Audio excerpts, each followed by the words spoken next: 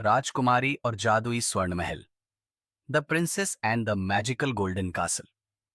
बहुत समय पहले एक खूबसूरत राज्य में सकुरा नाम की एक सुंदर राजकुमारी थी।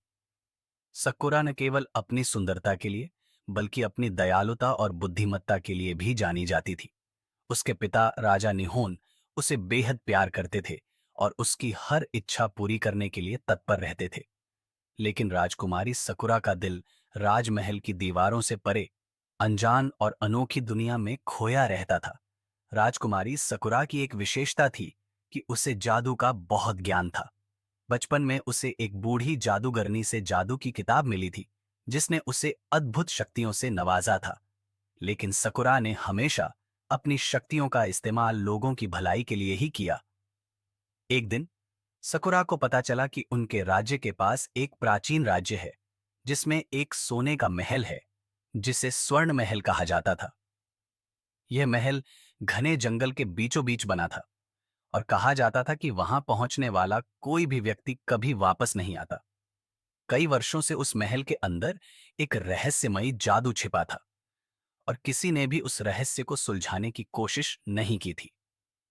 सकुरा ने तय किया कि वह स्वर्ण महल का रहस्य सुलझाएगी। उसे अपने जादुई ज्ञान और साहस पर पूरा भरोसा है। अपने पिता की आज्ञा लेकर वह एक सफेद घोड़े पर सवार होकर जंगल की ओर निकल पड़ी। जंगल घना और डरावना था, लेकिन सकुरा ने अपनी जादुई शक्तियों से रास्ता साफ किया। पेड़ अपने आप रास्ते से हटते गए और उसकी सुरक्षा के लिए हवाएं उसे घेरकर चलने लगीं। आखिरकार वह स्वर्ण महल के सामने पहुंच गई। महल अद्भुत था। उसकी दीवारें सोने की थीं और उन पर अनगिनत रत्न जड़े थे, जो सूर्य की किरणों में चमक रहे थे। जैसे ही सकुरा महल के दरवाजे पर पहुंची, उसे कुछ मंत्र याद आ गए, जो उसने अपनी जादुई किताब में पढ़े थे। वही किताब जो उसे जादूगरनी ने दी थी। उसने महल के दरवाजे पर किताब के कुछ मंत्र बोले और दरवाजा धीरे धीरे खुल गया। अंदर प्रवेश करते ही उसने देखा कि महल में सब कुछ ठहरा और जमा हुआ था, बस समय के अलावा। वहां के लोगों में से कोई भी हिल नहीं रहा था। सभी अपनी अपनी जगह सो रहे थे, जैसे उन पर किसी जादू का प्रभाव था और उसी जादू की वजह से सब कुछ ठहर गया था।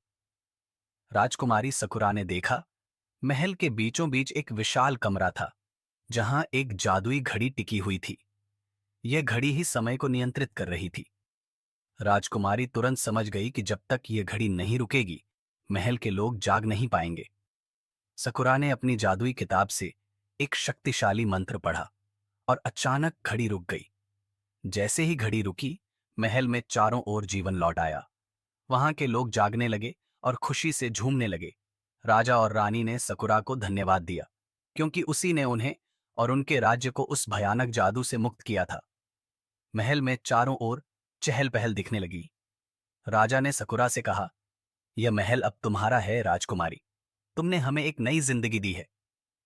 लेकिन सकुरा ने मुस्कुराते हुए कहा, मुझे किसी इनाम की जरूरत नहीं है। मेरा इनाम वह खुशी है जो मैं आपके चेहरों पर देख रही हूं।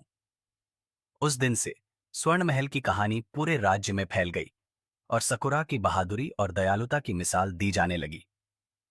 वह न केवल एक सुंदर राजकुमारी थी, बल्कि एक सच्ची नायिका भी थी, जिसने अपने जादू और साहस से एक पूरे राज्य को बचा लिया।